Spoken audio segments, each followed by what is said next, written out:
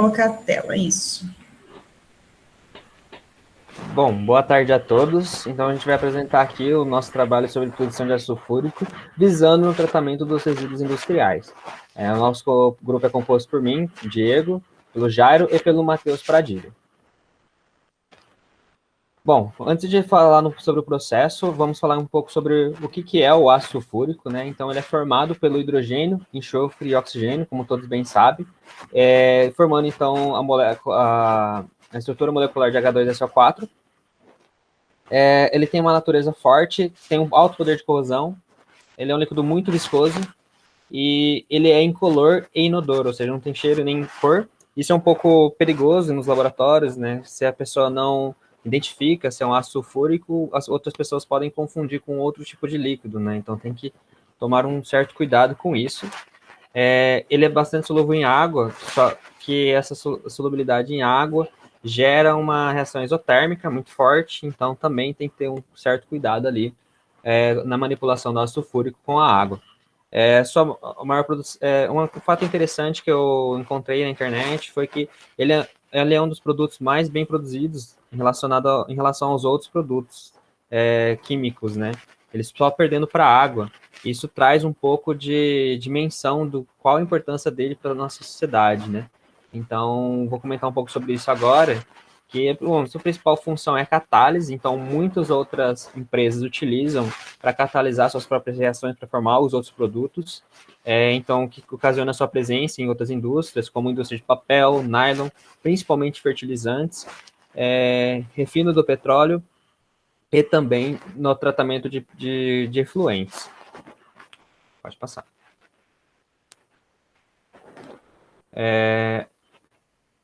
Ok. Aí, uma das coisas interessantes que foi devido à existência do ácido sulfúrico é a evolução tecnológica que surgiu a produção de nylon, né? Que só foi possível graças ao ácido sulfúrico na produção do nylon e que se trata de um produto de valor reduzido, né? Então, é um material que é utilizado por outras indústrias, ainda na produção de violão, na indústria automotiva, em embalagens, porque antes era utilizada a seda, né? A seda era um produto mais caro, então, e não era tão bom como o nylon. Além disso, também tem os defensivos agrícolas, né? Na produção dos defensivos agrícolas, eles usam muito o resíduo em si é muito enxofre. Então, o que eles fazem hoje é aproveitar o enxofre que é emitido, ao invés de descartar, utilizado para a reação do ácido sulfúrico e assim comercializar posteriormente também ou reutilizar no processo. Isso, então, ocasiona na redução da emissão do enxofre ao meio ambiente. Pode passar. Aqui eu trouxe uns dados interessantes sobre os principais setores consumidores de ácido sulfúrico, dominando plenamente aí a indústria de fertilizantes, seguido de indústrias químicas, depois metalúrgicas, e ali a gente vê papel e celulose também. Agora eu vou comentar um pouco sobre o fluxograma do processo. O fluxograma do processo que a gente montou é esse. Eu vou passar um pouco superficialmente por cada uma das etapas e o Jairo vai explicar mais profundo o que cada etapa significa. Pode passar? Então, a gente tem a etapa da entrada da matéria-prima, que é o enxofre. Ele passa por um carregamento que ocorre por uma escavadeira. Essa escavadeira joga o enxofre dentro do silo para fazer o armazenamento. E durante essa etapa acontece a emissão de particulados finos de enxofre, né? Porque aqui o enxofre vai estar no seu estado sólido, então vai sim emitir partículas finas ali para a atmosfera, para o meio ambiente, que pode sim ser um problema ambiental. Volta um pouquinho já. Aí aqui do silo vai passar pelo tanque de fusão pela esteira, em que nesse tanque de fusão ele vai fundir o enxofre numa temperatura de 145 graus Celsius e a pressão 5,5 kg por centímetro quadrado. Isso e com agitação, né? Pode passar. Como vai ter muitos resíduos nesse tanque, ele vai passar para a próxima etapa, mas antes precisa passar por um filtro sob pressão que vai separar, então, a torta de filtração, que vai ser o resíduo indo para o tanque de vapor da água que vai manter ele em estado líquido, só que dessa vez vai estar purificado. Pode passar. Eu não comentei ali anteriormente, mas a torta ela passa por um tratamento, só que esse tratamento não ocorre na indústria em si, ele é terceirizado. Aqui, então, do tanque que vai estar ali, um tanque de descanso, digamos assim, ele vai passar para a câmara de SO2, onde vai acontecer a reação química para a formação de SO2. Né? Então, essa reação ela vai acontecer em temperaturas elevadas, né, 1000 graus Celsius, e ali pode ser que surja a emissão de gases inertes, então é necessário uma chaminé ali para separar esses gases inertes ali dessa câmara. A entrada vai ter uma entrada de ar seco, e esse ar seco é formado pelo próprio ácido sulfúrico, que entra dentro da torre de absorção de secagem do ar. Então, o ar vai ser seco e vai ser adicionado nessa câmara de SO2 para formação de SO2 através da reação do enxofre e oxigênio. Pode passar. Ali, então, o SO2 vai passar por uma cadeira de recuperação, então vai haver uma troca de calor ali entre o enxofre e vai formar entre o SO2 e o vapor. O vapor que for formado vai ser um vapor saturado que posteriormente poderá ser utilizado para um trocador de calor, turbina e até mesmo para gerar energia para a própria indústria, né? Então, ele gera esse vapor ali naquelas informações presentes e, além disso, o SO2 que foi formado passa com uma temperatura reduzida para o conversor catalítico, que é dividido em 4 leitos. Ali está mostrando 3, porque esses 3 são uma primeira etapa. Então, o SO2 vai passar pelo leito 1, que vai gerar a conversão de 63% de SO3. Essa reação vai acontecer com um catalisador de vanádio, e vai se formar, então, SO3 no primeiro leito. Depois vai passar o SO2 que não reagiu, vai para o leito 2, e vai formar SO3 com conversão 84%, e o mesmo acontece para o leito 3, tendo uma conversão de 93%. Esses intercambiadores nada mais é apenas um aquecedor para manter a temperatura ali, para controlar a temperatura, né, antes de entrar nos leitos. Pode passar. Então, o ácido vai entrar nessa torre de absorção intermediária, perdão, o ácido não, o SO3, dióxido que foi formado ali anteriormente, e também o restante de SO2 que não foi convertido, vai entrar nessa torre de absorção intermediária, em que o SO2 que não for absorvido nessa reação, que é onde vai acontecer a reação de ácido sulfúrico, a formação, né? Formação de ácido sulfúrico concentrado, ele vai ser armazenado num tanque de armazenamento. Essa reação vai acontecer com trióxido de enxofre, mais ácido sulfúrico concentrado, porque o ácido sulfúrico diluído, porque o ácido sulfúrico diluído ele vai entrar para poder favorecer a formação dos produtos, e também porque vai reagir com a água dessa diluição, né, com o vapor da água. O enxofre, o trióxido de enxofre, ele é bastante reativo, então ele reage muito facilmente com a água, formando ácido sulfúrico concentrado. Então, o ácido sulfúrico concentrado vai ser formado a 98% e já vai ser armazenado. O SO2 que não foi absorvido, ele vai voltar para um leito 4, que vai finalizar a reação de SO2 para SO3. Então, SO2 que não foi absorvido vai para o leito 4, vai reagir formando SO3 na conversão de 99,5% de produto. Esse SO3, então, vai para a torre de absorção final, e essa torre de absorção final, mais uma vez, vai entrar ácido sulfúrico diluído e vai ser formado o ácido sulfúrico concentrado com 98%. E ali vai ter a emissão dos gases inertes, né? E também, como a conversão é muito alta, a quantidade de SO2 que sai é muito pequena, é muito pouca, então ali será separado, depois, posteriormente falado pelo Matheus Pradilha. Então, o ácido sulfúrico concentrado formado vai ser armazenado no tanque de armazenamento ali. Pode passar. Então, eu expliquei um pouco sobre o fluxograma, como funciona. Agora o Jairo vai entrar em mais detalhes sobre como que é toda essa etapa de processo de produção do ácido sulfúrico. Uhum.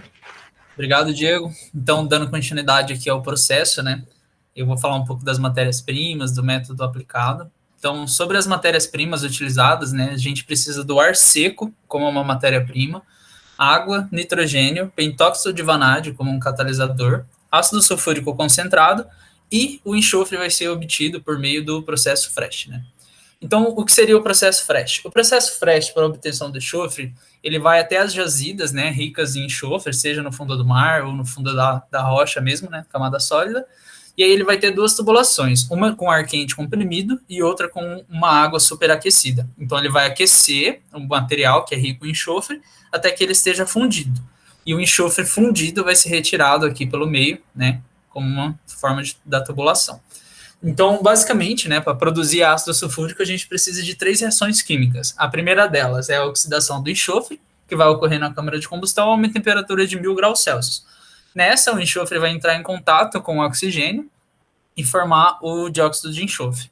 A segunda reação vai acontecer uma conversão catalítica, né, do dióxido de enxofre para óxido sulfúrico, onde eu vou catalisar para que essa reação aconteça e o SO2 agora vai se transformar em SO3 por conta do pentóxido de vanádio.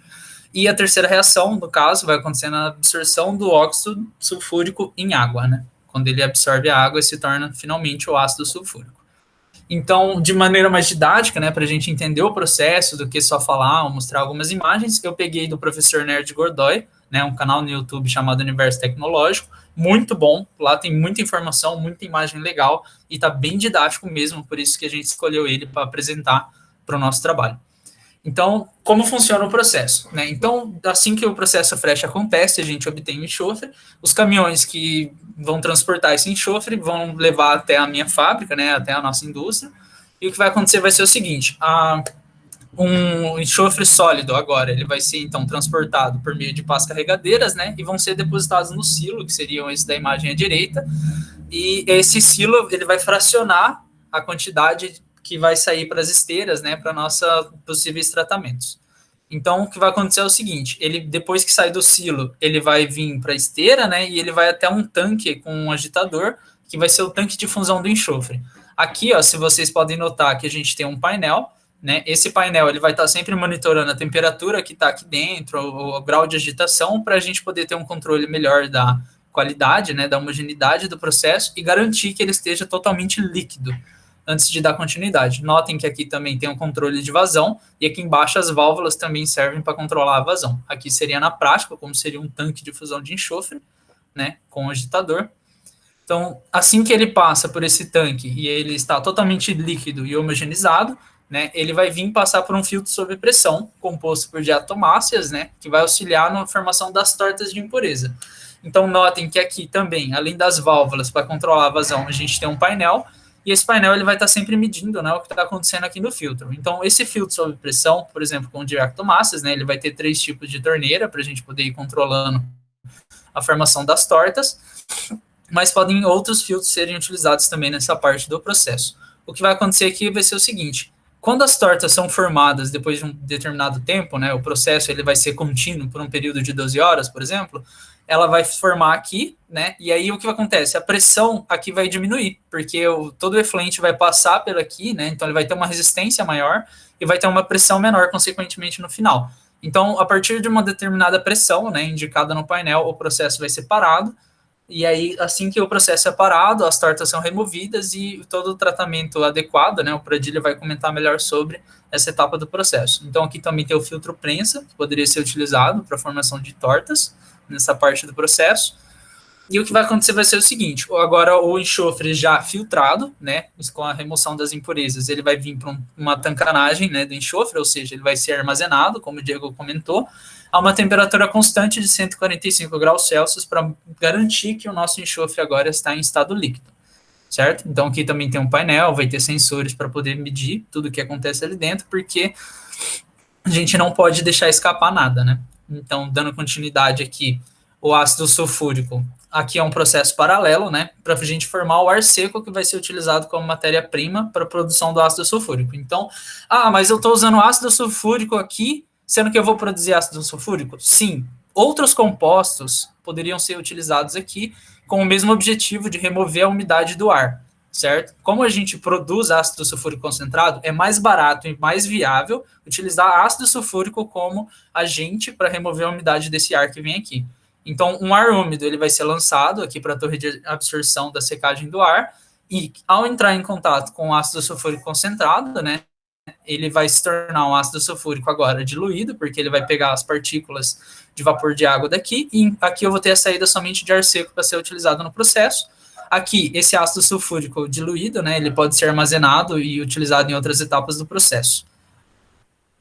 Então, aqui, agora, aqui na imagem, o ar seco que vai vir junto com o enxofre, né, que está no tanque de armazenamento, mas no nosso caso, a gente colocou canhões de enxofre. Então, como seriam os canhões de enxofre? Aqui eu teria, então, no caso, 2 saídas de enxofre e uma de ar quente, e o ar quente estando entre as 2 saídas de enxofre, né, as tubulações, e todas elas envoltas em um encapsulamento de vapor de água quente, para que ele entre no forno de dióxido de enxofre, né, nesse forno de aquecimento, onde vai ocorrer a primeira reação química, a uma temperatura já pré-aquecida. Então, ao entrar no forno de aquecimento, né, na câmara de combustão, vai ocorrer a queima do enxofre a uma temperatura de 1000 graus Celsius, onde o enxofre vai entrar em contato com o oxigênio e formar o dióxido de enxofre, que vai ser utilizado no processo. Então, aqui eu vou ter o seguinte, aqui na imagem direita, né, seria na vida real, como seria esse equipamento, né? Aqui notem que tem as 2 chaminés, tá? Aqui vai ocorrer um filtro nessas chaminés para garantir que não saia nenhum gás poluente, tá? Então, dando continuidade aqui. A caldeira, né, de saturação vai ser essa que se encontra logo acima da câmara, né, de aquecimento, e ela também vai ocorrer a uma temperatura de 250 graus Celsius, né, enquanto os demais processos vão compor a caldeira de resfriamento, que seriam todos esses que estão aqui. Então, aqui, notem que essa tubulação verde aqui, ó, ela é de uma água desmineralizada, que vai ser gerada mais para frente no processo, tá? Aqui a gente vai ter, então, a saída do nosso gás, né, ele vai passar aqui, ó, a saída no amarelo, perdão, ele vai sair direto, o SO2 que vai para o primeiro leito do conversor catalítico, e aqui onde eu tenho contato com a água saturada, né, a gente vai passar e vai gerar vapor para uma turbina, né, que vai gerar energia aqui no gerador, e essa energia vai ser utilizada em outras etapas do processo, para a gente poder também deixar ele ser produzido de uma forma mais barata, né, uma forma mais econômica e viável. Então, não se atentem tanto agora na questão da temperatura, mais para frente eu falo um pouco melhor sobre, mas então aqui, ó, o SO2 que foi gerado na câmara de combustão, ele vai entrar no conversor catalítico, onde literalmente o pentóxido de vanádio, né, como um catalisador, ele vai reagir com o dióxido de enxofre, formando o trióxido de enxofre. Então aqui, ele vai entrar em contato no primeiro leito, aqui ele passa por superaquecedor, tem os trocadores de intercambiadores de gases também, né, então, aqui vai ser logo depois da etapa de refrigeração, né? E geração de energia, consequentemente, pelo vapor sobreaquecido gerado na entrada do conversor catalítico. Então, aqui, ó, ele também vai voltar lá para aquela etapa anterior do processo aqui, ó. Então, dando continuidade, aqui seria na vida real, né? Como seria um conversor catalítico. Notem que eles são bem grandes e é difícil visualizar, não tem como visualizar por fora, né? Então sempre tem que ter um painel para controlar todas as temperaturas. Aqui a temperatura vai ser o ponto-chave de todo esse processo aqui. Então aqui a gente vai ter as torres de absorção intermediária, né? Que vai acontecer o seguinte: o ácido sulfúrico que foi diluído nessa etapa aqui, esse ácido sulfúrico ele vai dar continuidade no processo e ele vai vir aqui na torre de absorção intermediária. Aqui, os gases SO3 e SO2 vão entrar em contato, né, com ele, os gases que vêm do conversor. Aí, aqui ele entrando em contato, o que vai acontecer vai ser o seguinte: o ácido sulfúrico diluído, ele entrando em contato com o SO3. Notem que o SO3 é bem mais reativo que o SO2, né? Ele tem um oxigênio a mais, então ele está ali desesperado para reagir. Então, ele vai reagir e vai formar um ácido sulfúrico concentrado, que é a primeira etapa do fluxograma que o Diego mostrou, que já pode ir para o tanque de armazenamento. Uma parte vai ser ainda reutilizada no processo e a outra vai para o tanque de armazenamento. O SO2, então, que não reagiu com o ácido sulfúrico diluído, ele vai sair por aqui. Então, aqui também tem a parte da torre de resfriamento, que ocorre a terceira reação química que a gente tinha comentado anteriormente. Então, agora voltando para o conversor catalítico, né? Aqui as temperaturas, para a gente ter uma noção um pouco melhor do que acontece. Notem que são todas bem elevadas, então aqui é uma parte bem perigosa do processo, tem que ter bastante cuidado com a segurança, né? Os gases SO2 e SO3, então, que vão sair do terceiro leito, eles vão para a torre intermediária, que a gente acabou de ver, onde o SO3 vai ser absorvido pela água, né, do ácido sulfúrico, como eu disse, e o SO2 vai sair por lá e retornar para o quarto leito aqui.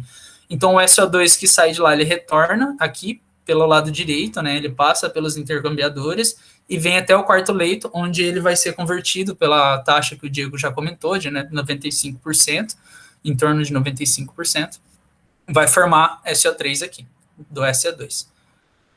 Aqui só escrito, né, o que eu acabei de comentar, que 99,5%, perdão, do SO2 vai tornar SO3 aqui no quarto leito e vai dar continuidade no processo. Então, as reações que acontecem no conversor catalítico são definidas por Mars e Messing, que é quando o pentóxido de vanádio age para formar o trióxido de enxofre. Então, notem que eu tenho dióxido de enxofre aqui, e aqui eu tenho o trióxido de enxofre por conta do conversor catalítico, né? Outras formas, né, de recuperação podem ser descritas no trabalho que a gente utilizou como base, que seria o MB Consultores. Lá descreve em 80 páginas todo o processo, né, como que deve acontecer. Então, aqui dando continuidade, o SO3, agora em 99,5% formado, junto com 0,5% de SO2 vão passar por aqui, e o ácido sulfúrico diluído, né, ele vai vir por cima, onde ao entrar em contato, todo o SO3, que é mais reativo que o SO2, vai formar o ácido sulfúrico concentrado, e o SO2 que não formou, né, ele vai subir por aqui e vai vir por uma espécie de filtro, né, ele vai sair como um gás inerte por aqui. Então, aqui seria uma água de resfriamento, justamente por causa desse intercambiador aqui de calor. Então, aqui seria a segunda armazenagem, né, de ácido sulfúrico, igual está no fluxograma do Diego. Então, agora dando continuidade ao processo, né? Aqui seria o tanque, onde todo o ácido sulfúrico que foi gerado no processo está armazenado para posterior comercialização. Então, aqui no tanque também, aqui já é importante sensores, painéis e bastante válvula para controlar o processo, principalmente na hora que o processo para ser limpado, né, os filtros. E aqui é onde os tanques são resistentes, então, ao ácido sulfúrico, para não corroer, vão ficar armazenados até a comercialização. Então, aqui a gente vai ter as plataformas, né, com também um painel, onde para cada volume de cada caminhão, né, que ele comporta, vai ser digitado nesse painel, para o operador simplesmente ficar ali no controle, não no controle de quanto volume de ácido sulfúrico sai, mas no controle para não ter perigo de perder mesmo, de poluir o ambiente, de sair gases, de derrubar o ácido sulfúrico líquido sobre o caminhão ou sobre qualquer outra parte. Note que aqui todos os envolvidos no processo têm que estar com equipamentos de segurança e o caminhão, ele tem que estar bem fixo, né? Então, ali nas rodas pode ser posto encalços para garantir que o caminhão não se mova, para garantir que não saia nenhum poluente aqui nessa parte do processo. Então, agora eu passo a palavra para a Dília. Muito obrigado, Jairo. Boa tarde, pessoal.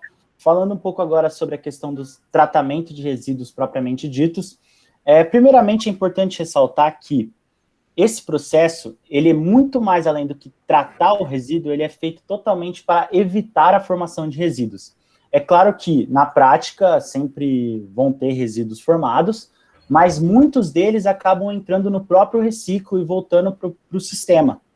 Isso é muito bom, porque no final vai ser possível observar que a produção de resíduos propriamente ditas que tem que ser tratada é muito baixa se comparado a taxa que entram essas substâncias sulfurosas, que no geral são umas substâncias muito tóxicas, né? Se a gente pensa SO2, SO3, H2SO4, como foi dito anteriormente, são substâncias muito tóxicas para o ambiente. Bom, mas falando agora sobre o que é gerado, basicamente são dois resíduos gerados, que é os resíduos sólidos provenientes da purificação do enxofre e também os gases sulfurosos. Primeiramente, sobre esses resíduos sólidos, bom, como o Jairo explicou o processo, acontece a carga de enxofre do caminhão para o silo. Posteriormente, esse enxofre no silo ele é despejado em esteiras que vão para um tanque de agitação. Esse tanque de agitação está a 145 graus, para ele voltar o enxofre ao estado líquido, e aí por meio dessa filtração, por meio de tubulações, ele vai para um tanque de fusão, como também já foi explicado, e aí que ocorre a separação do enxofre propriamente dito para do enxofre e dos sólidos que são os resíduos que não interessam para o processo, que é feita a limpeza através dos filtros. Esses filtros, eles são limpos posteriormente a cada 12 horas, então a cada 12 horas para o processo, e esses filtros são limpos com jatos de água fria. Posteriormente aos jatos de água fria, é feita a remoção dessa lama tóxica, que ela é como se fosse um mosto particulado. Pode passar aí, por favor, Jair. Bom, eu peguei esse exemplo, não é um exemplo propriamente dito da indústria, claro, mas é um exemplo, assim, de como seria mais ou menos essa lama tóxica, porque acaba indo um pouco de enxofre também, junto com terras diatomáceas e cinzas. Então, acaba formando essa lama tóxica. Não é formado muito, é pouco a formação, e aí ela é limpa através dos filtros com a água, como eu disse. E aí você tem algumas opções. A que sempre acontece nessa indústria, primeiramente, é a terceirização dessa terra, dessa limpeza. Então, é feita a retirada desse resíduo sólido com guindastes, depois de ser juntado um tempo, e aí ele é removido com guindaste, e aí ele pode ser utilizado em algumas áreas, ou até mesmo fazer o tratamento para posterior descarte aí. Mas posteriormente eu vou falar um pouco mais sobre isso, porque ele vai entrar na parte da economia circular, certo? Pode passar aí, por favor, Gerão. Bom, o próximo resíduo que forma são os gases sulfurosos, como eu disse, e eu vou separar eles no dióxido de enxofre, também nas partículas de ácido sulfúrico e os gases inertes. Bom, como o Jair e o Diego já explicaram para a gente, o SO2, ele é produzido... Ô, Jair, se você puder voltar, acho que fica melhor para o pessoal entender. Voltar no... se não for difícil, mas... Uhum. Bom, então, o que acontece? O SO2, ele é formado a partir da reação com o O2, e ele entra no conversor catalítico. Esse conversor catalítico, como a gente pode ver, tem o leito 1, leito 2, leito 3, leito 4. A taxa de conversão do leito 1 é em torno de 66%, do leito 2 80 e poucos por cento, e do leito 3, 93%. Depois que o SO2 é formado, depois que o SO3 é formado nesse conversor catalítico, vão sair SO3 e SO2 para reagir com ácido sulfúrico. O que acontece? Como eu disse, você vai ter 93% de SO3 e 7% de SO2, porque vem da conversão do SO2 em SO3 do conversor catalítico. Esse SO3 vai reagir com ácido sulfúrico diluído, e aí apenas o SO3 vai reagir, porque o SO3 ele vai reagir e formar o ácido sulfúrico, se você puder voltar aí, vai formar o ácido... Isso vai ser na torre de absorção intermediária. Então, igual a gente está vendo ali, vai vir SO3 e SO2 do conversor catalítico na proporção de 93% de SO3 e 7% de SO2, misturar com o ácido sulfúrico diluído, o SO3 vai ser total, vai reagir total na reação com o ácido sulfúrico diluído, formando ácido sulfúrico concentrado 98%. E o SO2, ele vai voltar para o leito 4, em que ele vai ter uma reação, ele vai perder energia, e ele vai ter uma reação de 99,5% de conversão em SO3. É aí que eu disse a questão de você não produzir resíduo, porque o resíduo que seria gerado do SO2, ele vai voltar no leito 4 e vai ser reagido, ele vai ter uma conversão de 99,5%. Então, você vai ter uma conversão de 99,5% dos 7% que não foram reagidos. Então você tem no final do processo, um SO2 muito baixo em relação ao inicial. Aí posterior a isso, a gente vai para a torre de absorção final. Pode passar aí, Gerão, por favor. Nessa torre de absorção final, a gente vai ter o SO3, em grande parte, e aquele SO2, que é 0,5% do 7%, que vai ser muito baixo. Novamente, nós vamos ter a reação, nós teremos a reação do ácido sulfúrico com SO3, saindo do ácido sulfúrico concentrado, e aí o que acontece nesse caso? Nós vamos ter pouco SO2, só que ainda a gente vai ter, nós podemos soltar no ar esse SO2 que falta, que está sobrando. É utilizado o que chama de filtro do tipo Vela Brink de alta eficiência, porque além também desse O2, desse gás SO2, também vai ter algumas partículas ali de ácido sulfúrico diluído que vão acabar saindo por esse filtro, saindo pela chaminé.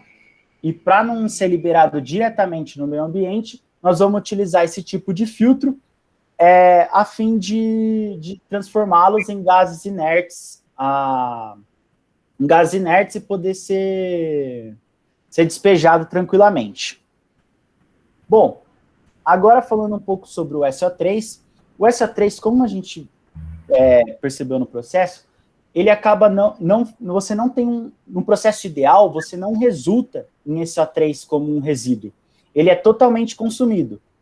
Caso tenha algum SO3 que sobra, ele também vai passar por esse filtro, que também pode ser utilizado pelo trióxido de enxofre, e também vai se transformar em gás inerte. Mas qual que é o problema do SO3 no processo? O problema do SO3 é ele reagir com vapor de água sem ser na torre de absorção. Então, ele vai formar o ácido sulfúrico no meio do processo, onde não deveria se formar. E aí pode ocorrer outros problemas, né? É importante ressaltar também que nesse processo é bom utilizar metais, mangueiras, tubulações anticorrosivas. Então, você vai ter a utilização de mangueiras, tubulações anticorrosivas para evitar, porque você está trabalhando com substâncias altamente corrosivas, certo? Pode passar aí, Genão, por favor. Outra questão do trióxido de enxofre que pode acontecer é se a gente, como foi dito anteriormente, é utilizado o pentóxido de vanádio como catalisador. Esse catalisador ele também é muito reativo com o dióxido de enxofre. É importante também tomar cuidado no processo, ter todas as tubulações muito bem vedadas, porque pode ser formado trióxido de enxofre no meio do processo, se não tiver tubulações muito bem vedadas, e também em relação à utilização ali dos maquinários. Uma maneira de evitar essa formação para conter a ação corrosiva do SO3 é a utilização de amônia, como a gente pode observar ali na reação. Então, caso tenha algum tipo de vazamento ou visto assim um trióxido de enxofre sendo formado, pode-se utilizar a amônia para fazer a neutralização, certo? Pode passar aí, Jairo, por favor. Bom, por fim, a gente vai ter ali os gases inertes saindo, que são N2, que é o nitrogênio, oxigênio e vapor de água. Como a gente sabe aí, eles não causam danos ao meio ambiente, portanto, eles podem ser expelidos tranquilamente aí. Como último resíduo formado, ele não é tão comum, né, porque não é tão... demora para isso acontecer, mas nós temos também o pentóxido de vanádio. Você pode passar aí, Jairo, por favor? O pentóxido de vanádio, como a gente já sabe, é um catalisador, e todo catalisador, com o tempo, ele pode sofrer envenenamento. Sofrendo envenenamento, ele vai perder o seu coeficiente de atividade, de seletividade, e aí com isso ele vai precisar ser trocado. O pentóxido de vanádio, aí, como vocês podem observar, ele tem um formato em pó, né? Geralmente ele é utilizado em pó. Dá para utilizar ele também em sólidos, mas ele é mais comum utilizar em pó. E ele vai ser descartado em aterros específicos aí, que vão ser próprios para o descarte dessa substância. Bom, agora eu vou falar um pouco sobre a economia circular. Como a gente já estudou nas aulas aí, a principal questão da economia circular, a gente tem de preservar o capital natural, otimizar a produção de recursos e aumentar a eficácia do processo. É possível observar que a eficácia do processo já é muito alta, então já é um processo que já se enquadra na economia circular propriamente dito. Pode passar aí, Gero, por favor. Como uma maneira de aplicar a economia circular, dando sugestões para o processo, né, é bem legal um estudo que eu vi sobre uma empresa que eles estavam utilizando aquela lama tóxica utilizada no resíduo, na purificação do enxofre, eles estavam utilizando para produzir materiais de construção civil, como concreto, pisos, telhas, tijolos, enfim, utilizado para material de construção civil. Então é algo muito bom, porque ele já sai ali da lama tóxica, já sai retirado pelo guindaste, como eu disse, direto para os caminhões, e pode ser levado para outras empresas aí, acaba nem precisando fazer o tratamento, já pode ser utilizado para produzir esses materiais aí. Outra questão bem legal é também, como você tem a produção de muitos gases inertes, você pode armazenar esses gases em tubos.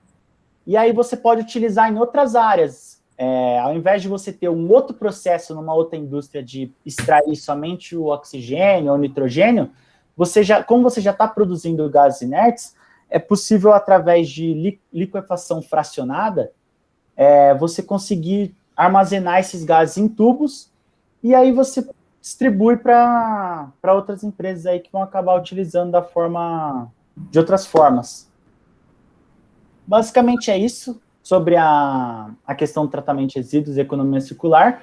Como eu disse anteriormente, é um processo que não produz muitos resíduos, se trabalhado da forma ideal. É lógico, na prática a gente sabe que muda um pouco, né?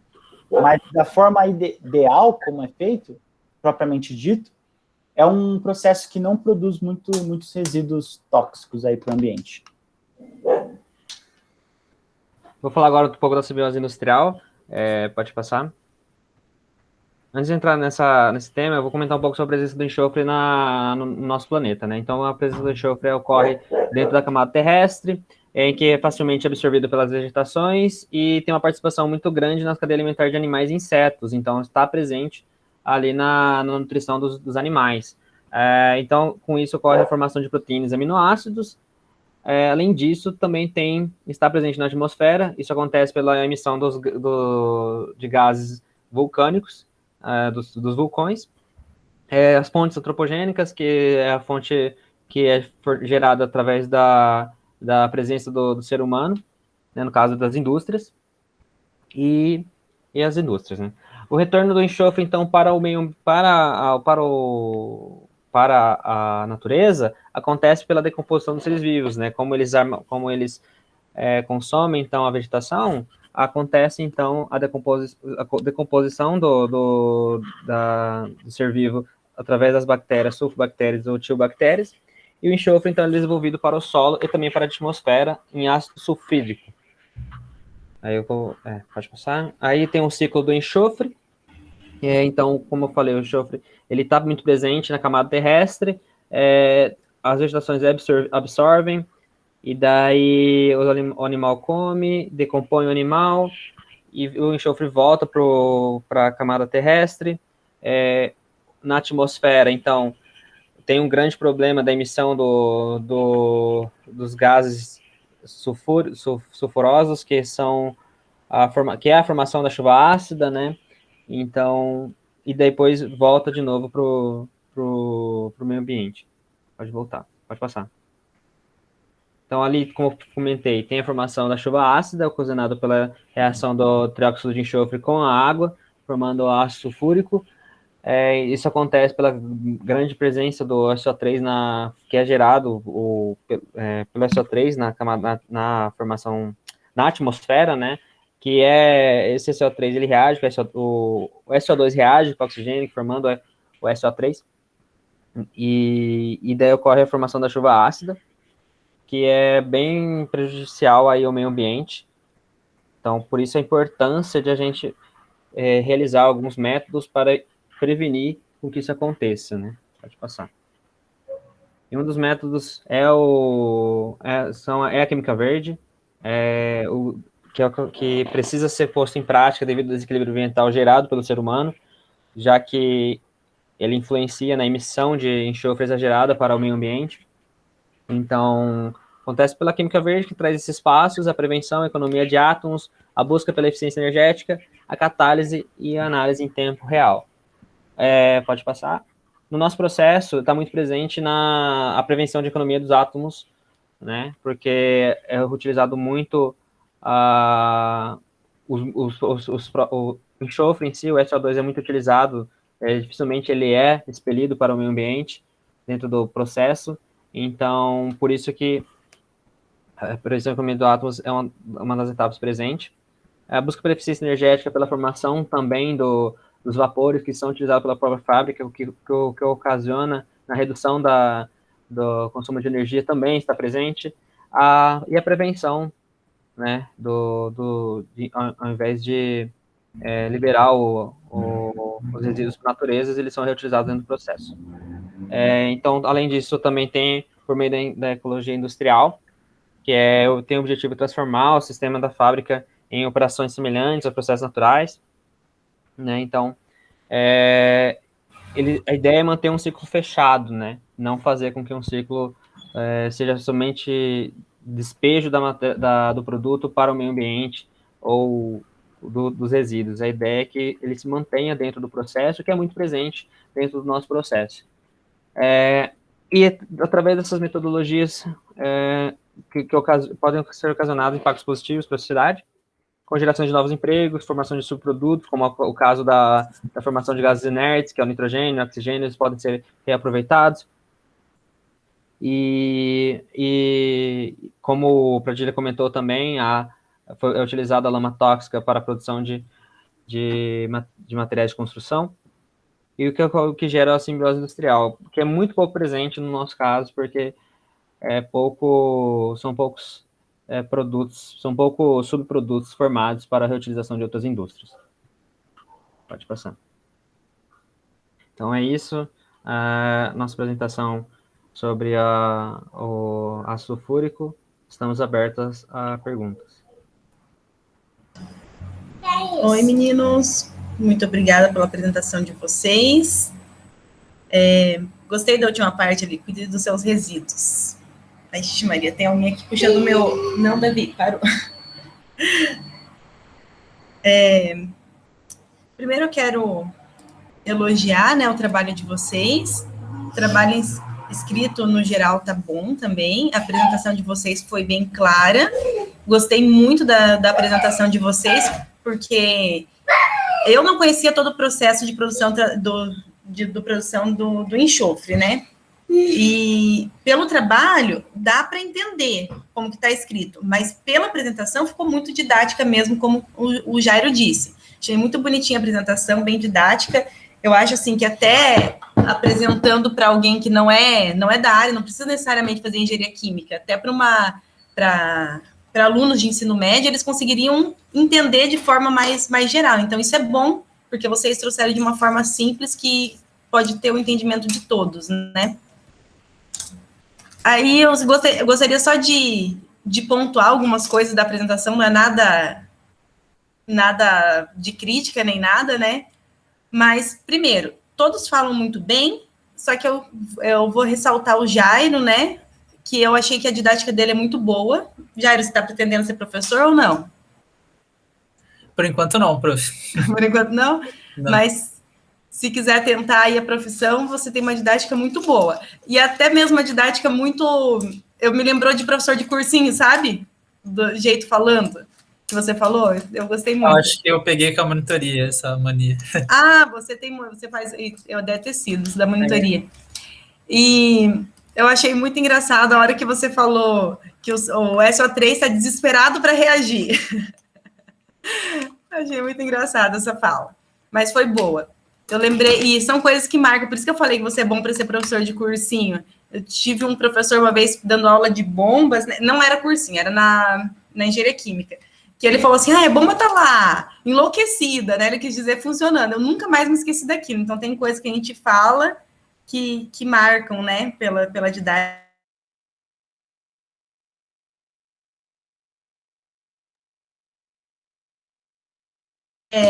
Isso daqui, a resposta é sim, mas eu vou, só para deixar claro, quando tira ali a torta formada no filtro, que o filtro ele é limpo, né, lavado ali, vai formar a lama, então vai ser a torta do filtro com essa água de lavagem, é isso? Não, o filtro ele fica, né? Ele só vai ser feita a limpeza com água fria e vai sair esse excesso, né? Que seria a lama tóxica que vai juntar com o enxofre, que acaba ficando um pouco, junto com as impurezas que estavam antes dessa filtração, e essa água junto, formando essa lama tóxica.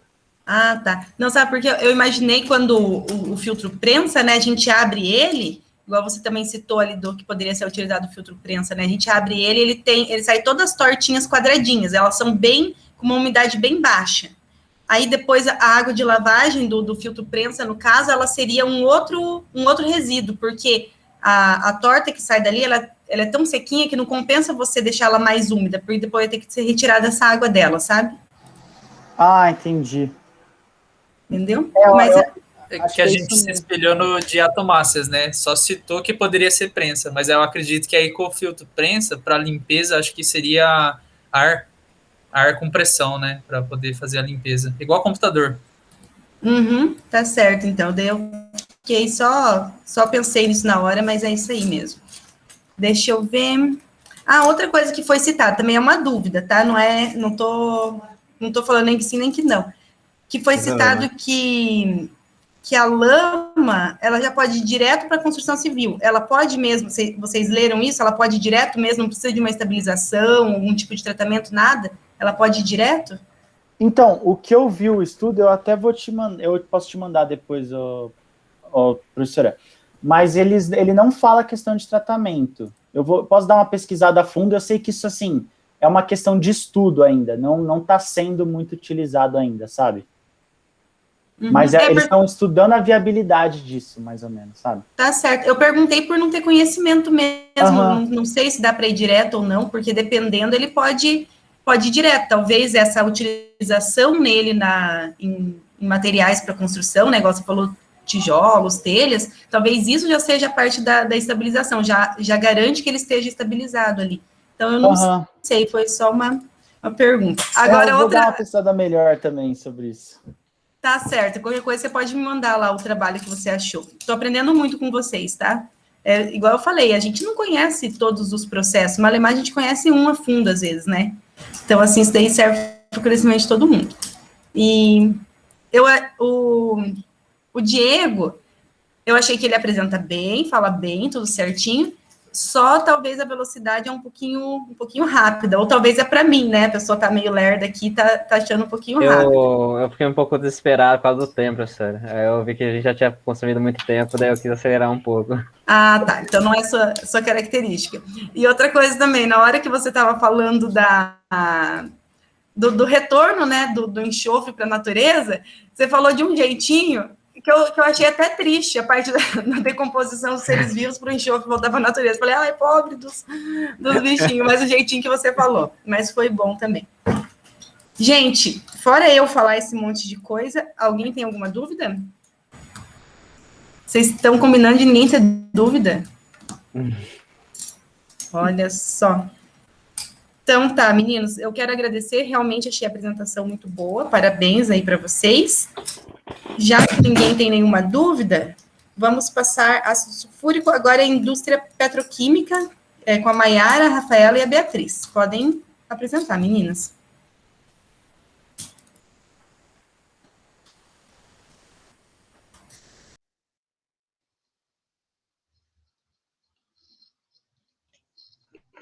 Professora, Oi.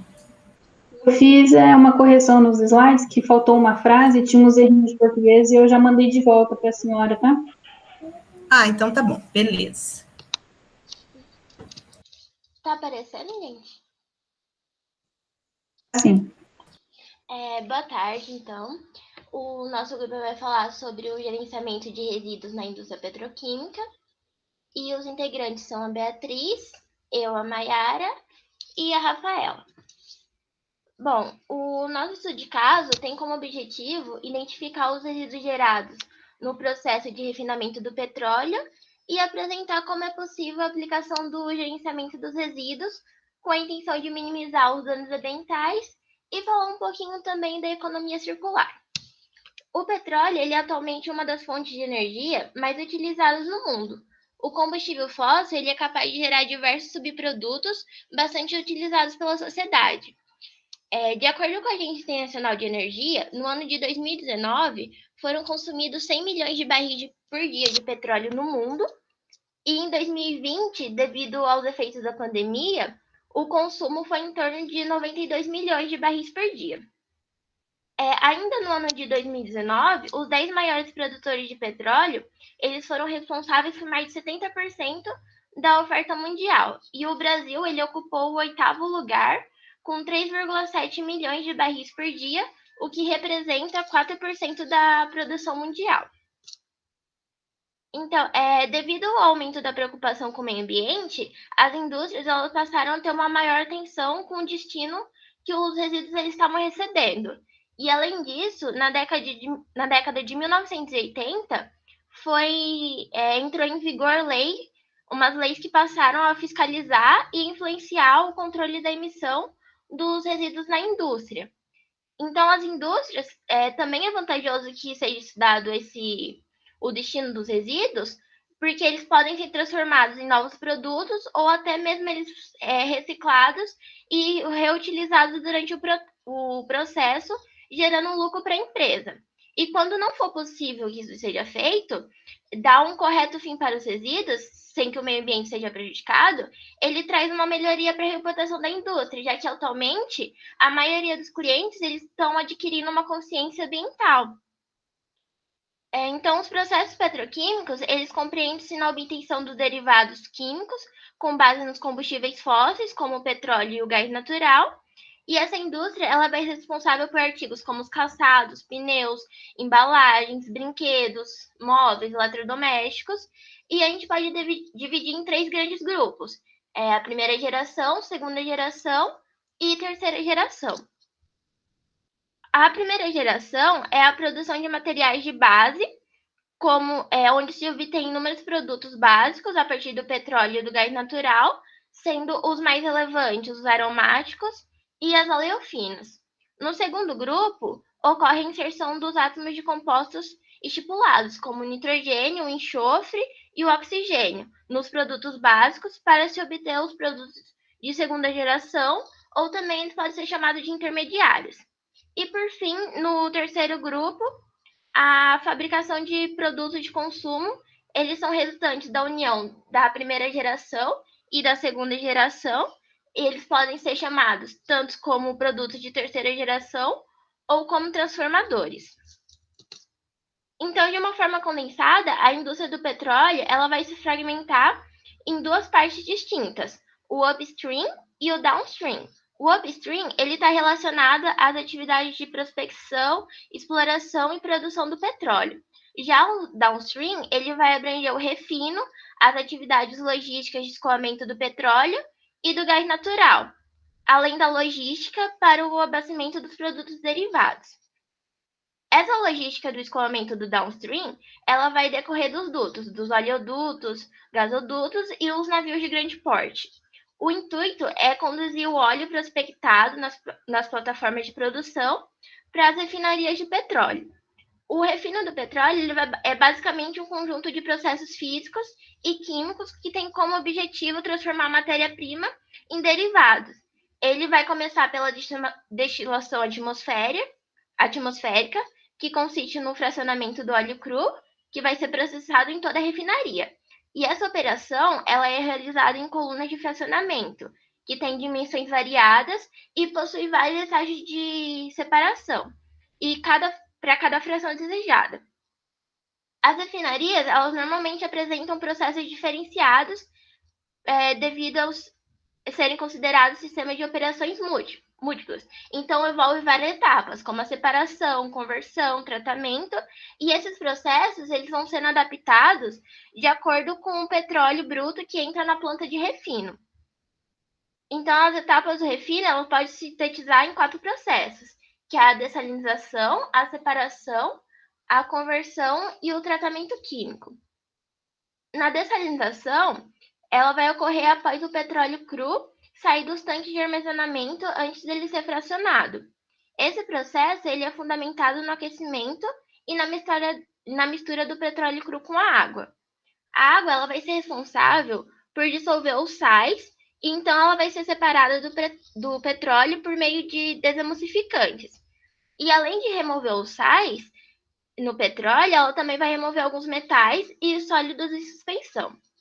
Já na separação, pode ser aplicado 3 processos, que é a destilação a vácuo, destilação atmosférica e a desfaltação a propano.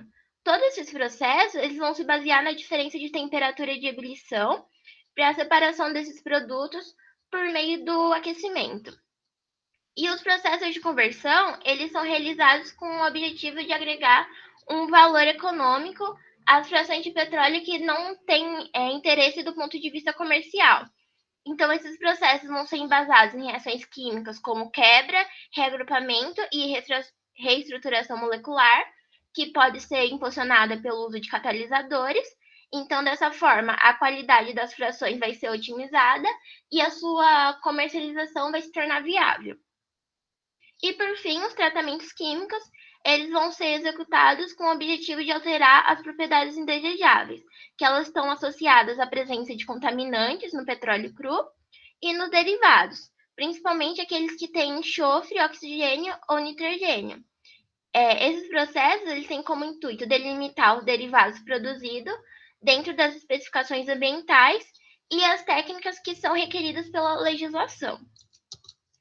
Nessa imagem, a gente tem um fluxograma que ilustra os processos que ocorrem durante o refinamento do petróleo e são identificados os resíduos que são gerados em cada parte.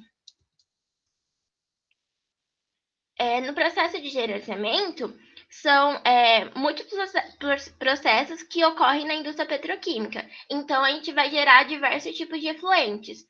E resíduos também, eles vai poder ser resíduos sólidos, gasosos e efluentes líquidos.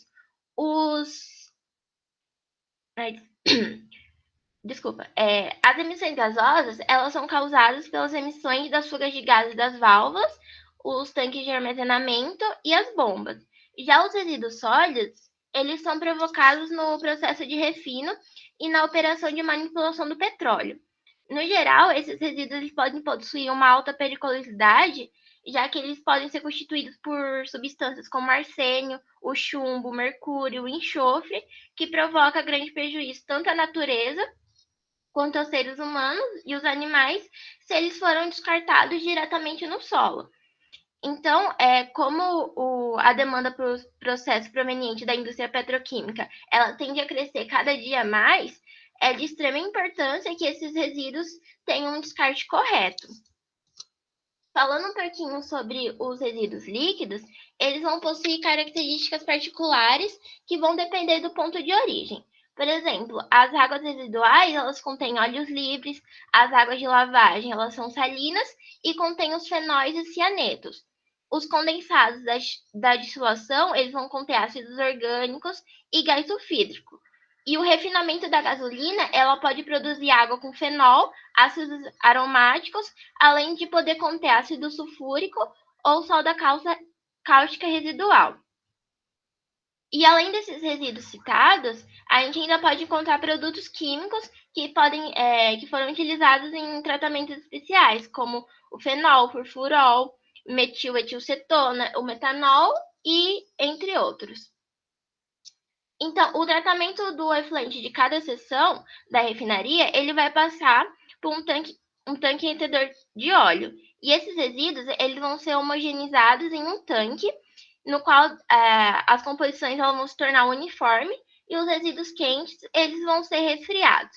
Os efluentes combinados, eles vão ser tratados num tanque de flotação, que pode ou não ter adição de agentes químicos. O lodo vai ser secado em filtros a vácuo ou em centrífuga para ser, por fim, incinerado. E os cianetos e os fenóis, eles vão sofrer tratamentos biológicos e eles podem ser tratados tanto em estações de tratamento por lodos ativados ou em lagoas de estabilização. Agora eu vou falar um pouco sobre a parte do gerenciamento e da caracterização dos resíduos sólidos que são gerados nas etapas, né, do refino do petróleo. O refino do petróleo, ele é uma atividade com enorme potencial poluidor, e por isso é necessária a construção de chaminés, filtros e mecanismos de controle da poluição atmosférica. Esses mecanismos, eles ajudam a controlar o volume e a concentração de gases, vapores e materiais particulados que são emitidos. Resíduos oleosos, eles têm origem no tratamento do petróleo cru. Mesmo com a utilização de tecnologia avançada, eles podem gerar um impacto ambiental considerável. Os efluentes líquidos, que a Mayara acabou de citar, são tratados por meio de processos físicos, químicos e biológicos, que garantem um menor impacto ambiental. Em relação aos resíduos sólidos, as empresas têm a obrigação de criar programas de minimização que são baseados no conceito dos 3 R's, que é a redução, o reaproveitamento e a reciclagem. Pode passar. Uma gestão de resíduos sólidos eficiente acontece por meio da identificação do resíduo e da classificação deles em relação à sua periculosidade e às suas características físico-químicas. Quando a empresa consegue reunir todas essas informações, ela consegue avaliar a melhor forma de descartar esses resíduos. Então, aqui eu trouxe como exemplo, trouxe 4 exemplos que mostram como é feita essa classificação, para depois ser decidido, né, o que serão feitos com esses resíduos. Então, nesse primeiro, nós temos o resíduo sobrenadante, proveniente de separadores do tipo CAF. Os constituintes perigosos são o cromo hexavalente e o chumbo. Ele é classificado como tóxica. Nesse segundo exemplo, são os sólidos provenientes da emulsão residual oleosa. Eles também são constituídos por cromo hexavalente e chumbo. Também são tóxicas. O terceiro exemplo são os lodos de limpeza dos tubos de trocadores de calor. São constituídos principalmente por cromo hexavalente, também são tóxicos. Por fim, o quarto é a borra de clarificação do tanque de óleo, dos sólidos dos separadores e filtros de linha de operação. São constituídos principalmente por compostos de benzeno e também possuem uma periculosidade tóxica. Cada etapa do refino do petróleo são gerados resíduos sólidos perigosos. Na etapa de dessalinização, é gerada a lama de dessalinização, formada devido à lavagem do petróleo. Na etapa de coqueamento, a geração de partículas finas. A periculosidade desse resíduo é associada à presença de hidrocarbonetos de elevado peso molecular. Na etapa de craqueamento catalítico, são utilizados vários catalisadores. A regeneração deles é o que gera resíduos que são compostos por hidrocarbonetos, principalmente pelo benzeno, e os metais, que são os constituintes do catalisador.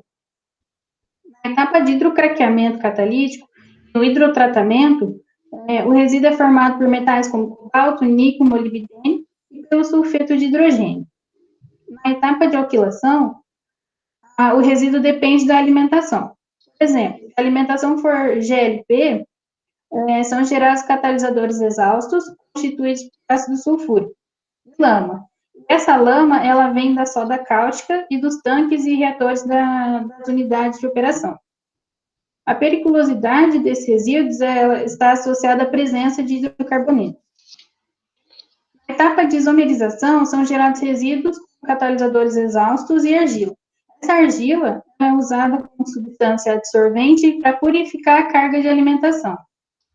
Por fim, na reforma catalítica, o resíduo também é um catalisador exausto, contém hidrocarbonetos da corrente de alimentação e produtos de reações que ocorrem nos reatores. Entre eles, nós temos o benzeno, o tolueno, o xileno e a platina, que é o principal constituinte do catalisador. Além das etapas concretas, existem processos auxiliares de refino que também geram resíduos sólidos perigosos. Essa ação de tratamento de efluentes, a geração de lama na etapa de biotratamento, por meio de filtros biológicos, iodativos e lagogeração. Nos trocadores de calor, a deposição de lama e de resíduos oleosos, é possível também encontrar chumbo.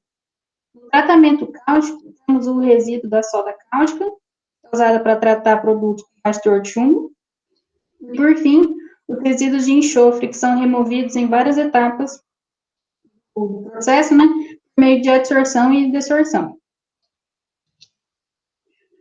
Depois da identificação e classificação de todos os resíduos sólidos, né, que são gerados no processo, a indústria ela vai definir qual a melhor forma de minimizar esses resíduos. O processo de minimização dos resíduos, ele compreende diversos procedimentos que têm a intenção de reduzir a periculosidade e o volume gerado, né, desses resíduos.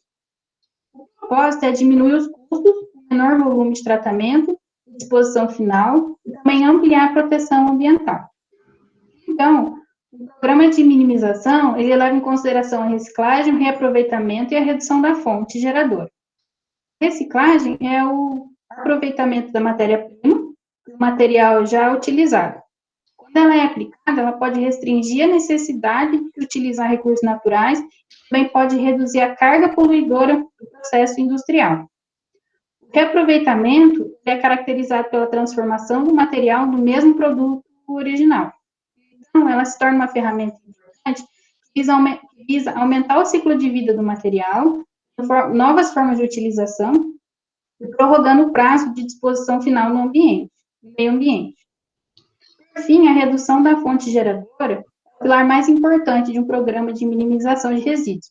Através de modificações nas etapas do processo industrial, é possível reduzir o volume de resíduos gerados. Então, nós podemos relacionar a minimização com a tecnologia, através da manutenção preventiva de equipamentos, da definição de condições operacionais ideais, como pressão, temperatura, número de reatores, por meio da automação de processo. No material que utilizamos como base, eles apresentaram um programa de minimização de resíduos gerados, né, nas etapas do processo, que abrange diversas técnicas, que vão desde a otimização do processo até o reaproveitamento de catalisadores. Então, para reduzir a lama de dessalinização, podem ser empregadas substâncias emulsificadoras, precipitadores eletrostáticos associados a misturadores. Para reduzir os resíduos do coqueamento, pode-se recuperar os finos, utilizando filtros de caneletas e hidrocicones. Para reduzir o resíduo do craqueamento, o processo pode ser otimizado, a carga de alimentação ela pode ser aumentada. Assim, o catalisador ele tem uma vida útil maior, o que diminui a frequência de substituição desse catalisador. Para reduzir os resíduos do hidrocraqueamento e do hidrotratamento, se reutilizar o catalisador dessa etapa em outra etapa que exige menor atividade de quebra molecular. Para reduzir a lama e o catalisador de alquilação, pode-se reduzir a quantidade de óleo presente no ácido sulfúrico ácido, e também pode-se utilizar agentes de neutralização solúveis. Na isomerização, os resíduos eles podem ser minimizados por meio da otimização do processo, tirando contaminantes do catalisador. Na reforma catalítica, pode-se aumentar a vida útil do catalisador, otimizando o processo também. A lama de fundo dos tanques de armazenamento pode ser reduzida usando misturadores, reciclando os sedimentos, aumentando a eficiência das etapas de lavagem e controlando o derramamento acidental de óleo. As lamas da estação de tratamento de efluentes, elas podem ser reduzidas otimizando o processo com tratamento biológico, que gera uma menor quantidade de iodo. As lamas dos trocadores de calor, elas podem ser minimizadas, a otimização do processo através do controle da carga que passa por ele. O tratamento cáustico, ele pode ser substituído pelo hidrotratamento, o que diminui a utilização de soda cáustica. E, por fim, os resíduos de enxofre, eles podem ser minimizados com modificações do processo e instalações de filtro e coletores.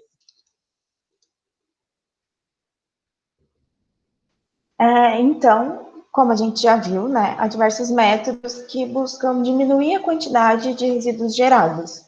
Mas ainda que isso aconteça, sempre vai ter uma parte do resíduo que vai precisar ser descartada. Então, antes de fazer esse descarte, a gente precisa realizar um tratamento desses rejeitos para diminuir o máximo possível os danos que eles poderiam causar ao meio ambiente.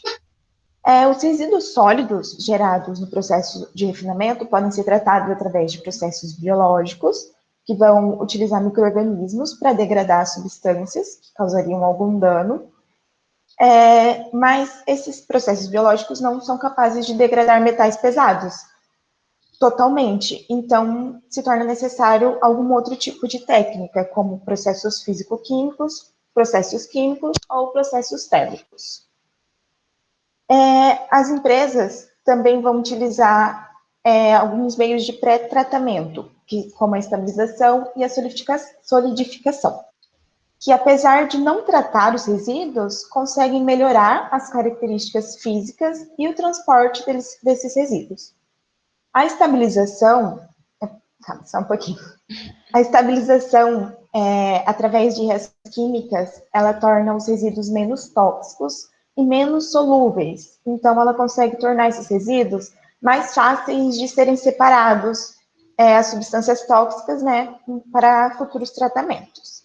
E a solidificação, ela procura facilitar o manuseio desse material, transformando os resíduos em blocos sólidos. Aí pode passar. Muitos resíduos que são gerados no processo de refinamento não são totalmente sólidos, eles apresentam um aspecto de lama ou de lodo. E daí, nesse caso, vai ser necessário realizar uma secagem desse material, para que ele se torne menos volumoso e mais fácil de ser transportado.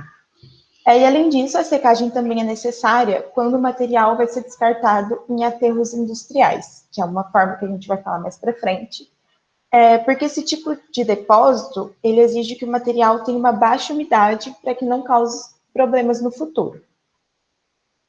E a primeira forma que a gente vai falar de realizar a secagem desse tipo de material é através de centrifugação, onde vai ter uma força centrífuga, né? E a parte sólida do lodo vai ser separada e fixada nas paredes do equipamento. E a capacidade total, ela pode ser calculada através dessa equação que está aí, que vai utilizar as dimensões da centrífuga, o N, que é o número de rotações, a massa específica do material particulado, a massa específica do fluido, a viscosidade dinâmica do fluido e o diâmetro da partícula. E esse processo, pode passar, aquilo ali é uma foto de uma centrífuga usada para desidratação de lodo. E esse processo, uma das vantagens dele é que ele tem um baixo custo e também ele precisa de uma pequena área para operar. Mas devem ser tomados alguns cuidados, porque esse equipamento pode ocasionar ruídos e vibrações. Pode passar. Uma outra forma de realizar a secagem desses materiais é através de filtros prensas, que consistem em um conjunto de placas, onde o lodo se acumula entre as placas.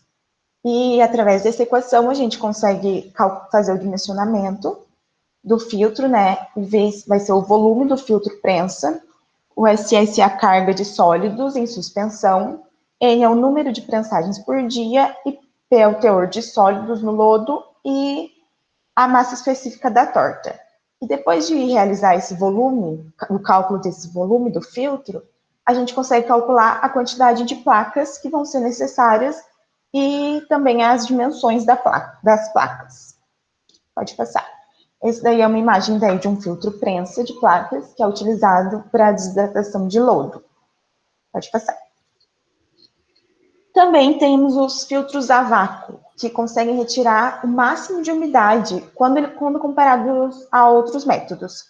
E para fazer o dimensionamento desse filtro, são realizados testes em laboratório, para a gente conseguir acompanhar, né, o comportamento do material e depois realizar o dimensionamento dos filtros de forma industrial. E o dimensionamento desse filtro pode ser feito através dessa equação, utilizando a resistência ao fluxo no suporte, a resistência específica da torta, a pressão, a porosidade do leito, a viscosidade do filtro, a concentração de sólidos e a área transversal do filtro. E aí agora a gente tem uma foto também de um filtro a vácuo industrial. E esses tipos de processos em que ocorrem a secagem e a desidratação do lodo, né, como eu já disse, apesar de não eliminar os resíduos, eles vão auxiliar no transporte e no manuseio desses materiais. É uma outra forma muito eficiente de tratar esses resíduos gerados é a incineração, que torna as substâncias que seriam potencialmente perigosas totalmente inertes. Mas, para que isso aconteça, vai ser preciso atingir uma temperatura muito alta, o que acaba tornando esse processo um pouco complexo. E também deve ser tomado um grande cuidado, já que a incineração pode acabar formando novas substâncias tóxicas, e também vai ser necessário um controle da poluição atmosférica, que pode ser gerada durante esse processo, além também de ser necessário um correto descarte das cinzas que são produzidas. Todos esses cuidados acabam acarretando um alto custo para essa técnica, além do risco de explosão que também existe. Então, por esse risco de explosão, normalmente esses equipamentos se encontram em áreas afastadas. E a principal vantagem desse método é que acontece a completa degradação dos resíduos, além de uma redução significativa no volume. Aí é uma foto de um incinerador de resíduos industrial. Pode passar. Uma outra técnica que vem sendo muito utilizada nas refinarias de petróleo é a metodologia do land farming, que consiste em depositar os resíduos no sólido e utilizar técnicas agrícolas para aumentar a capacidade dos micro-organismos que já estão presentes naquele local de degradar os resíduos. Nesse método, não pode ser aplicadas grandes quantidades de resíduos para não sobrecarregar os micro-organismos que estão ali, né? Senão eles não vão conseguir degradar totalmente. Mas também, se a quantidade de resíduo aplicada por área for muito pequena, vai ser necessário uma área muito grande para o processo. Então, essa taxa deve ser bem calculada para que esse processo seja viável. E esse processo possui como grande vantagem um baixo custo, além de conseguir degradar poluentes orgânicos. Mas, através dele, não é possível descartar resíduos com metais pesados e mercúrio, porque eles não vão ser degradados e vão acabar se depositando no solo e se acumulando, né? Pode passar. A biorremediação é um outro método que também usa micro-organismos. E nesse método, esses micro-organismos vão agir solubilizando os metais pesados e a matéria orgânica e transformando esses metais em ácido, que depois vão ser consumidos por eles mesmos. Então, vai ocorrer a estabilização dos compostos que possuem metais pesados, que é a grande vantagem desse processo, junto com a decomposição de compostos orgânicos e também um baixo custo envolvido. No final desse processo, uma desvantagem é que, mesmo assim, é preciso um aterro para que haja um correto descarte do solo tratado. E, além dos micro-organismos, também podem ser usadas espécies vegetais para retirar essas substâncias nocivas do solo ou da água. E essas plantas, enquanto elas estão se desenvolvendo, elas conseguem retirar metais pesados e poluentes orgânicos do meio em que elas se encontram. E esse tipo de processo, apesar de possuir um baixo custo, de ser bem simples, ele é bem lento e pode acabar tornando essas espécies vegetais que foram utilizadas bem tóxicas. Pode passar. Para resíduos que não conseguem ser degradados de forma química ou térmica, há o coprocessamento, que consiste em reaproveitar esses resíduos, né, gerados nos processos de refinamento como combustíveis nas indústrias de cimento. Durante o processo de cimento, são necessárias altas temperaturas, então dá para utilizar os mais diversos tipos de resíduo como combustível, já que as substâncias orgânicas vão ser destruídas, né, nessas altas temperaturas, e as substâncias inorgânicas vão se tornar totalmente inertes. E esse é um método que vem se mostrando muito lucrativo tanto para a refinaria de petróleo quanto para as empresas de cimento. Alguns resíduos, como o lodo compactado após os processos de secagem, desidratação, as cinzas geradas na incineração, além de outros materiais, como os catalisadores petroquímicos exaustos, que foram citados pela Rafa, se eu não me engano, e as borras industriais, podem ser tratados com a técnica de plasma, o plasma, ele é um material, é um estado em que o gás se encontra parcialmente ionizado e aquecido a altas temperaturas. Mas esse processo, além de possuir um custo muito alto, necessita também de controle atmosférico, já que pode ocorrer a evaporação de metais e gases ácidos. Então, muitas vezes ele não é viável porque ele realmente tem um custo bem alto e precisa de muitos cuidados. Pode passar. E os resíduos que não são capazes de serem degradados ou reutilizados podem receber como fim um aterro industrial. Para construir esses aterros, devem ser consideradas as características e propriedades dos resíduos que serão descartados e também do solo que vai receber esses resíduos. Esses aterros devem ser muito bem impermeabilizados, seguindo um documento que é a Diretriz para a Impermeabilização Inferior e Superior de Aterros de Resíduos Industriais Perigosos, para que não haja a possibilidade de ocorrer contaminação do solo onde se encontra o aterro. E se ele for corretamente construído, o aterro vai se tornar uma forma segura de acondicionar esses resíduos perigosos, mas ele exige um monitoramento por um longo período após a disposição dos resíduos, para ter certeza de que não vai ocorrer nenhum problema ali no local que ele foi feito. Pode passar. Agora eu vou falar um pouco sobre a economia circular nas refinarias de petróleo. E grande parte das indústrias ainda utiliza a chamada economia linear, onde a matéria-prima, que na maioria das vezes é extraída de recursos naturais, é utilizada e eliminada logo em seguida. E nos últimos anos, como houve um aumento da preocupação com esses recursos, já que muitas vezes eles não são renováveis, então vai acabar acontecendo uma diminuição progressiva da oferta dessas matérias da natureza. E surgiu, então, uma alternativa para esse problema, que é a economia circular, que procura reinserir os resíduos no processo produtivo, ao invés de eliminar eles no final do ciclo. E para que isso seja possível, além das técnicas de reciclagem, é necessário que, desde o início dos projetos dos produtos, seja considerado o que irá acontecer quando o produto chegar no final da sua vida útil. Então, por exemplo, um celular, que quando ele deixar de funcionar, seja fácil de desmontar e seja utilizados apenas materiais para fazer o celular, né, que possam ser reciclados.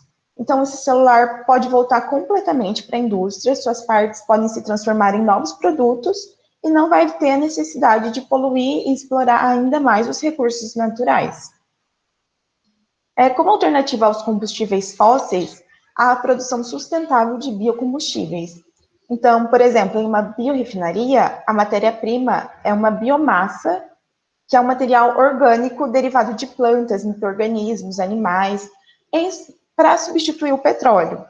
E muitos materiais que a gente utiliza no nosso cotidiano, como detergentes, produtos químicos, farmacêuticos, que são derivados do petróleo, podem ser produzidos utilizando essa biomassa, que é renovável, né, já que ela é feita de árvores e plantas.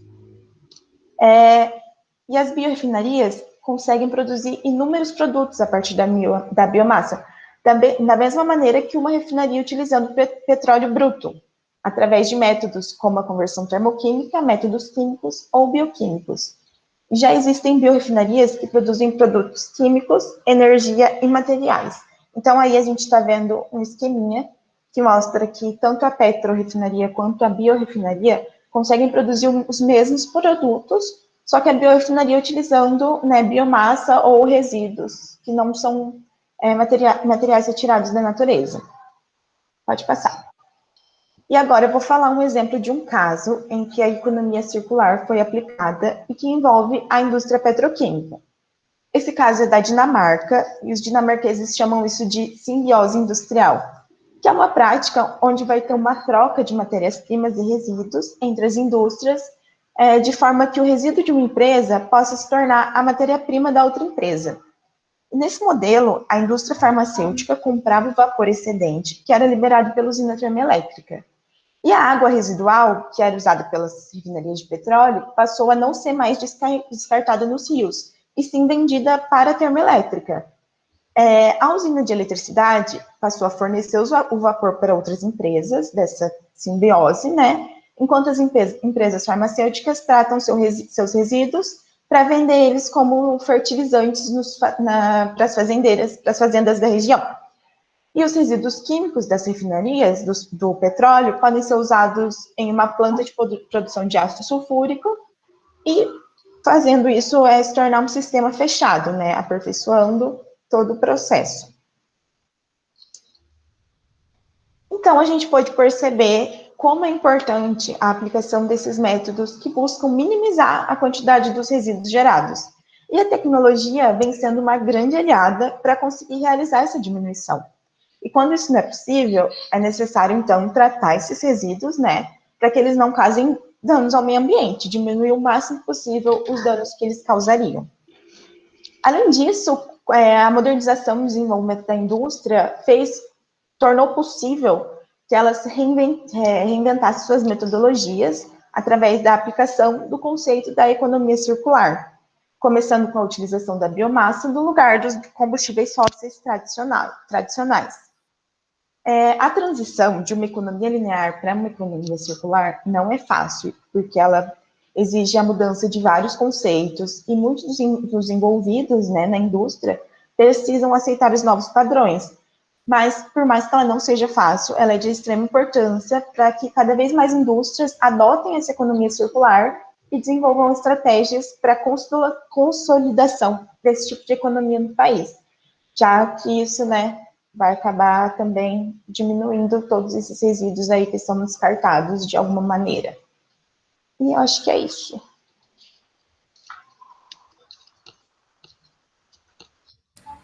Obrigada, meninas, pela apresentação de vocês. Primeiramente, vamos para a parte dos elogios, como sempre tem coisa boa a se falar.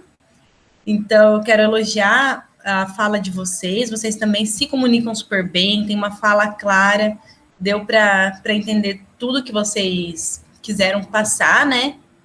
O conteúdo que vocês apresentaram, questão de conteúdo que vocês trouxeram, está bom, né?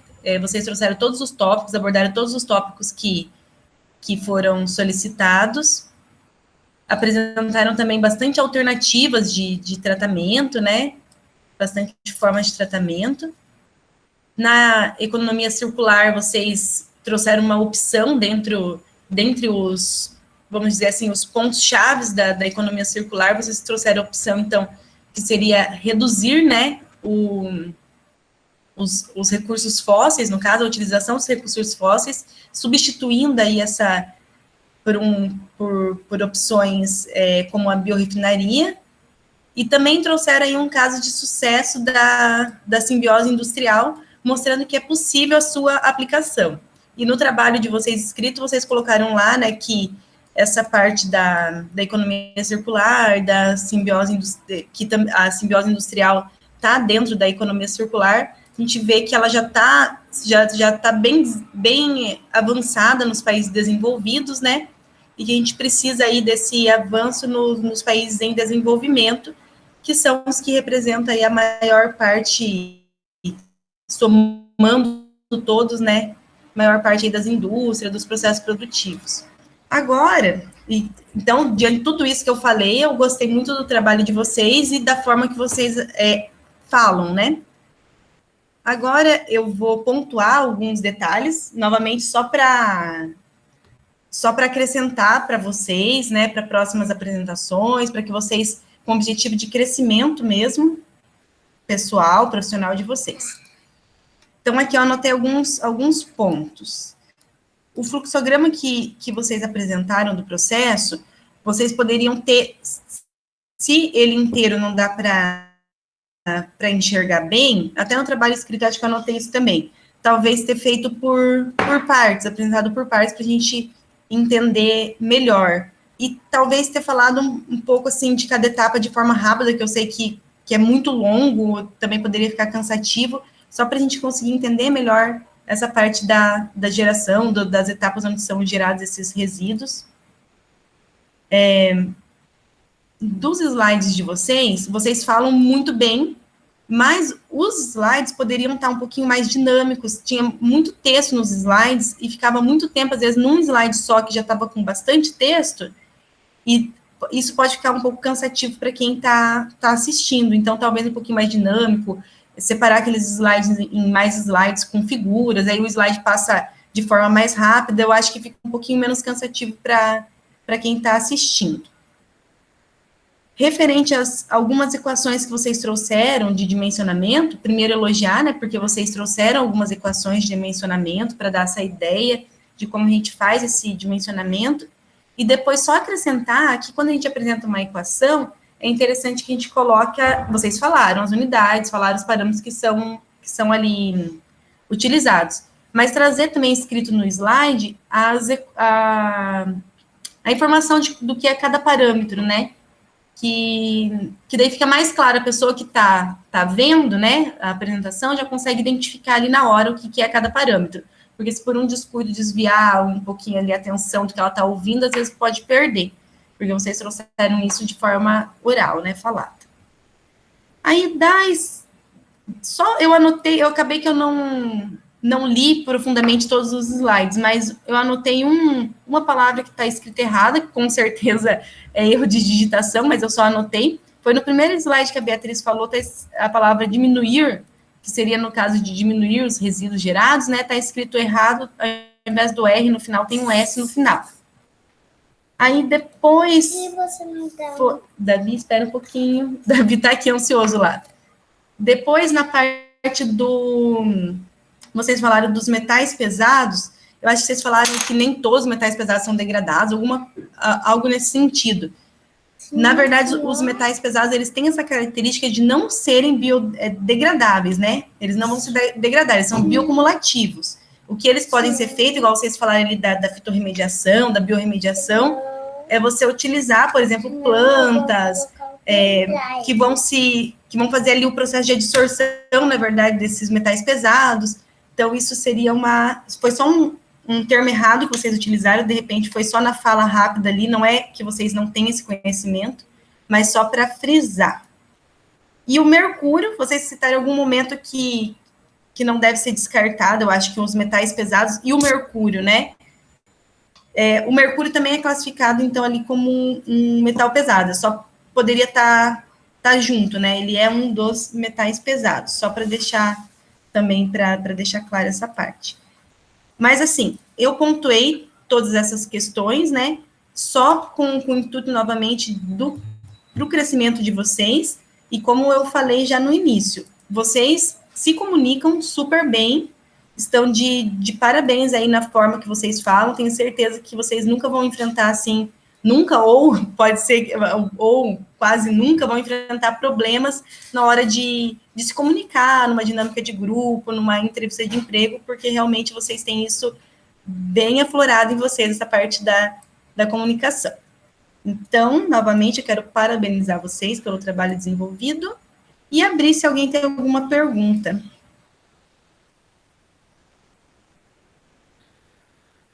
Vocês estão de complôzinho, né? Meninas, Beatriz, Maiara e Rafaela, eu dei aula para vocês já? Ainda não.